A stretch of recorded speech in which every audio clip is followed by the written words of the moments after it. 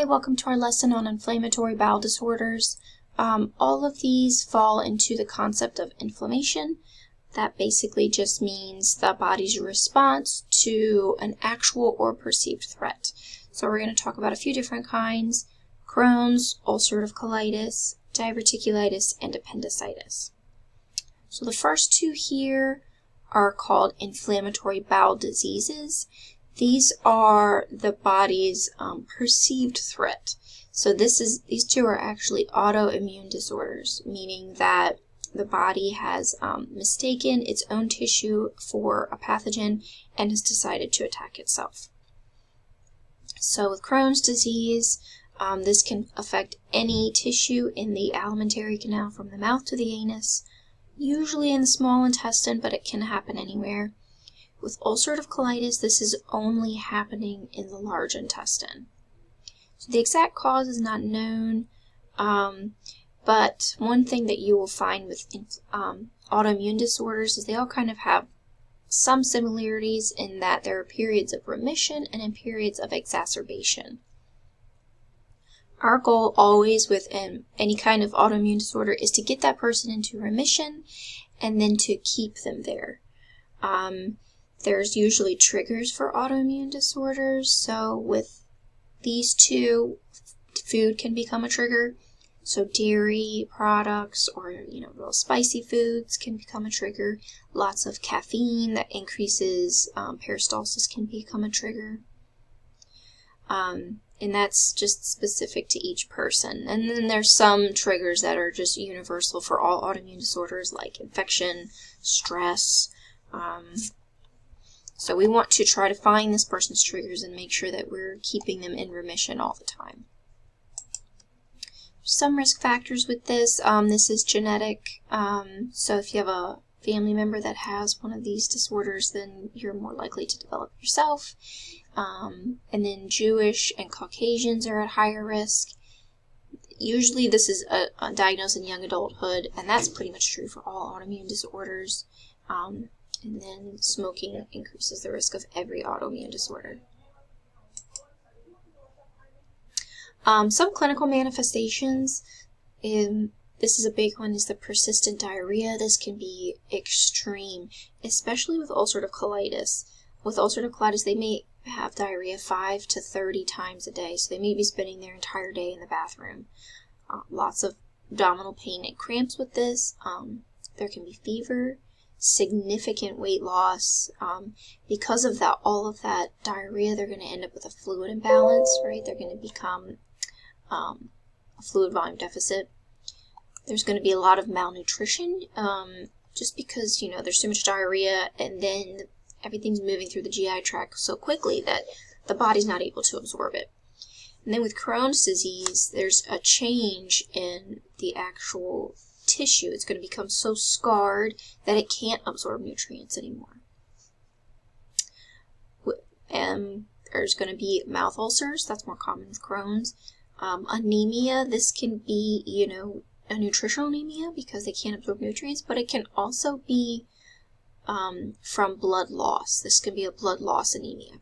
With ulcerative colitis, they're getting these big ulcers in the colon that bleed, and they can have a hemorrhage from that.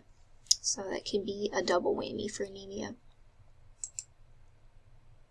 So we're going to diagnose this through a colonoscopy and sigmoidoscopy. This will help us differentiate between which one it is, figure out, because like I said, with ulcerative colitis, you'll see the big ulcers, and with Crohn's disease, you'll see that scarring of the bowel tissue. Looks like cobblestone tissue. And then we can also do a barium enema, which will show us the depth of the disease, how deep into the tissue that is going. So treatment, we're going to do a lot of fluid and electrolyte replacement. When they come in during an exacerbation, they're probably severely dehydrated, so we're going to have to replace all of their electrolytes and their fluids. They're going to be exhausted, so they need a lot of rest. There are a lot of medications that we're going to give, and we'll talk about this more in class, but typically During an exacerbation, we're going to be giving high doses of corticosteroids, and that's just to cool everything off, stop that inflammatory process, and then we'll try to wean them off of those corticosteroids. We don't like to keep people on corticosteroids for a long time. It can cause a lot of long-term damage, but it's great for getting the person into remission. Once they're in remission, we're going to keep them on medications for a lifetime, right? There's no cure for these autoimmune disorders, so they're going to need to be on immunosuppressants forever. And in the most extreme case, we may need to do a colectomy. So we may remove a portion of bowel that's diseased, or in the case of ulcerative colitis, we could do something called proctocolectomy, which is removal of the entire colon and the rectum. In that case, they're going to end up with an ileostomy, so we've now created a different issue, right? They're still going to have issues with fluid balance because they don't have a colon anymore to reabsorb all that water. So they're going to be losing a lot of fluid through that ileostomy every day, up to 1 liter. So they're going to have to drink a lot more all the time to maintain fluid balance. And they're also not going to be able to absorb as many nutrients now because we've removed so much of that bowel tissue. So that's an extreme surgery. Although it is considered a curative surgery, we're going to create a different problem. So we always try to remove as little bowel as possible for anyone with inflammatory bowel disease. A lot of complications. They can end up with an abscess or a fistula, which is a pathway that's created between 2 organs. So in this case, it would be the bowel and the bladder maybe, or bowel and vagina. And now you have stool leaking into those areas, so it's really uncomfortable and high risk for infection.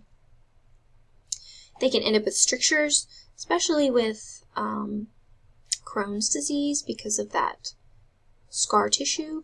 That bowel becomes strict, it kind of like collapses on itself and is really tight because,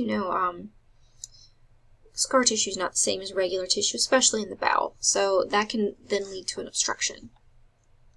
If they're on long-term use of corticosteroids, or they keep having exacerbations throughout their lifetime, we keep putting them on corticosteroids, they may end up developing osteoporosis.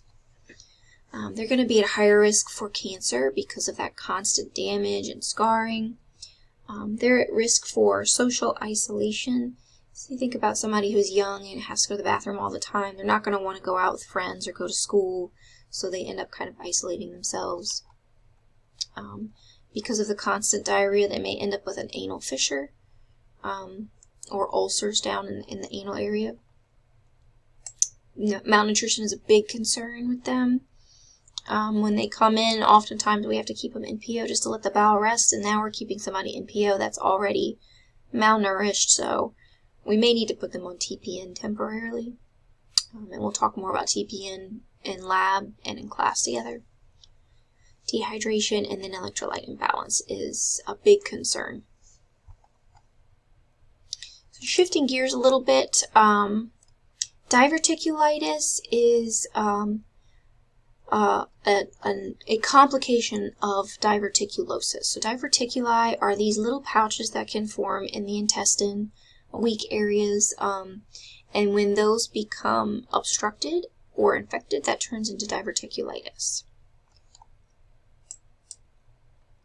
So some risk factors would be obesity, living in the Western culture, which we do, age, so the incidence increases with age, history of low fiber, high red meat diets, which is typically what we eat around here, being male, smoking, there's a genetic link, and then medications, and specifically medications that affect the bowel. So think about NSAIDs, corticosteroids, opiates, how those affect the bowel, and they can damage or change bowel tissue. So that can lead to those diverticuli, which will then develop into diverticulitis, unfortunately, one day, possibly.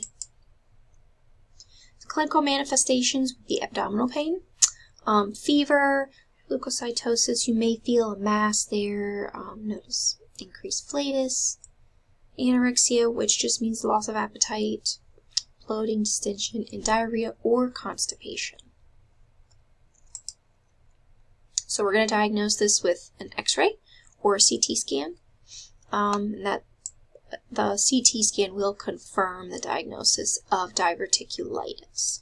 Diverticulosis is found with a colonoscopy, and like I said, that diverticulitis is the complication that can happen from diverticulosis.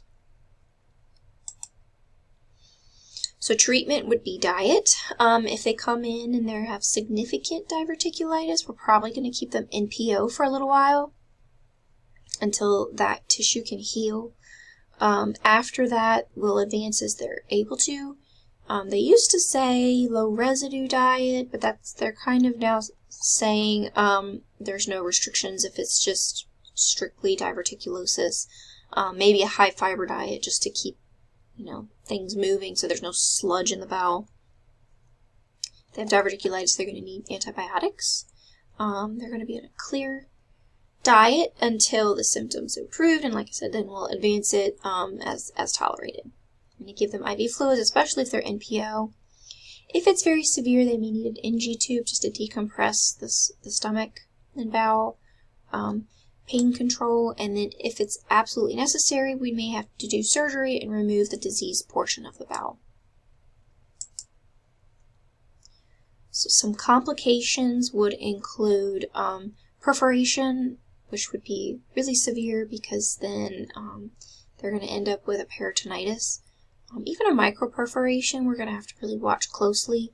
Those typically heal on their own without any kind of surgical intervention, but we still have to be careful that nothing's leaking out of the bowel into that peritoneal cavity.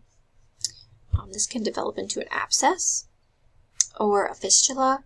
Can certainly cause a bowel obstruction, and then we do worry about bleeding, especially if there is a perforation.